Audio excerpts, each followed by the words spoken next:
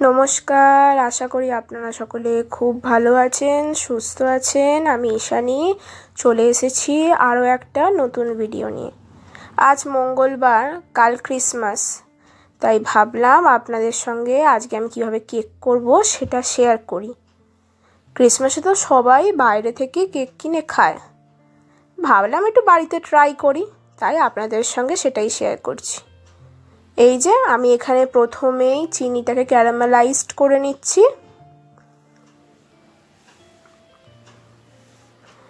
এরপর ভালো মতো ক্যারামেলাইজড হয়ে গেলে এর মধ্যে অল্প একটু জল দেব, তার কারণ জল না দিলে জিনিসটা একদম শক্ত হয়ে যাবে ঠান্ডা হলেই, তাই জল দিয়ে জিনিসটাকে একটু লিকুইড রাখা দরকার আছে। আজ কেকটা একটু অন্যরকমই করছি, একদম এগলেস, কোনো ডিমের এখানে কাজ নেই, ডিম ছাড়াই করছি। একে তো মঙ্গলবার, বাড়িতে আঁশ আমি করব না, আর এগলেস হলে কি বলুন তো, বয়স্ক মানুষেরাও খেতে পারে না, তাই আজকে এগলেসই করছি। এগ দিলে তো খেতে পারবে না, তাই এই যে আমি এখানে দিয়ে দিচ্ছি ভ্যানিলা এসেন্স। এবার দেবো হাফ কাপ রিফাইন্ড অয়েল, দিয়ে ভালো করে মিশিয়ে নেব। একভাবে মেশাতে থাকবেন, না হলে কিন্তু চিনিটা বসে যেতে পারে, ক্যারামেলাইজড করা তো তাই। এর মধ্যে দিয়ে দেব হাফ কাপ দুধ, দিয়ে ভালো করে মিশিয়ে নেব।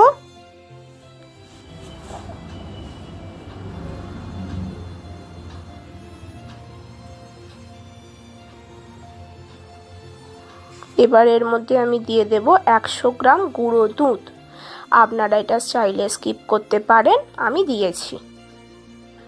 এবার এর মধ্যে দেব আমার বাড়িতে বানানো ফ্রেশ চিজ ক্রিম।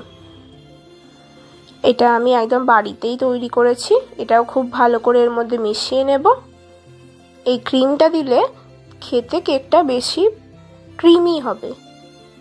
এবার দিয়ে দেব হাফ কাপের মতো ময়দা। আমি ময়দাটা এরকম ছেঁকেই দিচ্ছি, তার কারণ ময়দায় অনেক সময় পার্টিকেলস থেকে গেলে অসুবিধা হয়। এরপর দিয়ে দেব 1 চামচের মতো নুন। নুন পরিমাণ মতো দেবেন, বেশি দিয়ে দেবেন না, তাহলে কিন্তু নুন হয়ে যাবে। দিয়ে ভালো করে এটা সমানভাবে মিশিয়ে নেব, যেন ভেতরে কোনো লাম্পস না থাকে।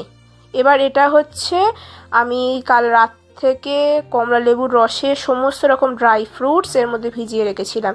টুটি ফুটি থেকে শুরু করে সমস্ত রকম ড্রাই ফ্রুটস এর মধ্যে ভিজিয়ে রেখেছিলাম। এবার সেইটা দিয়ে ভালো করে মিশিয়ে নেব। আপনারা যে কোনো রকমেরই জুস ইউজ করতে পারেন, আমি কমলা লেবুর জুস ইউজ করেছি। এখানে একটা কেক টিন নিয়েছি, ভালো করে তেলটা মাখিয়ে রেখে দিয়েছি। ওদিকে বালিটাও আমি গরম করতে দিয়ে দিয়েছি গ্যাসেতে, আজ গ্যাসেতেই করব। এখানে দিচ্ছি 1 চামচ বেকিং পাউডার, আর দেব হাফ চামচ বেকিং সোডা। সবসময় মাথায় রাখবেন, যতটা পরিমাণ বেকিং পাউডার দিচ্ছেন ঠিক তার হাফ পরিমাণ বেকিং সোডাটা দেবেন। আমি একটুখানি জল দিলাম যাতে সোডাটা ইভাপোরেট হয়ে যায়, তাই। এবার ভালো করে মিশিয়ে নেবেন। এটা কিন্তু দেওয়ার পর বেশিক্ষণ নাড়ানাড়ি করবেন না, তাই আমি একটা কেক টিনে ঢেলে নিয়েছি। এবার গ্যাসেতে বসিয়ে দেব। আমি গ্যাসেতেই আজকে করছি, গরম বালি দিয়ে তার উপরেই করছি। 45 মিনিটের জন্য এরম চাপা দিয়ে রেখে দিন। দেখুন কেকটা কি সুন্দর ফুলেছে আর কতটা স্পঞ্জি হয়েছে। ব্যাস, এটা ঠান্ডা হলে এবার আমরা কেটে নেব। আমি যে এইখানে দেখুন কতটা থিকনেস হয়ে ফুলেছে। এবার আমি এটা কেটে নেব, কেটে নিয়ে আপনাদের দেখাবো ভেতরে কতটা পরিমাণ আমি ড্রাই ফ্রুট ব্যবহার করেছি। এই যে দেখুন জিনিসটা কত নরম সফট হয়েছে। এইভাবে অনেক সহজে আপনারা বাড়িতে তৈরি করে নিতে পারবেন ফ্রুট কেক। ভিডিওটা ভালো লাগলে একটা লাইক, কমেন্ট, শেয়ার, আর একটু বেশি ভালো লাগলে সাবস্ক্রাইব করবেন। আজকের জন্য এইটুকুই, টাটা। সকলে সাবধানে থাকবেন, সুস্থ থাকবেন।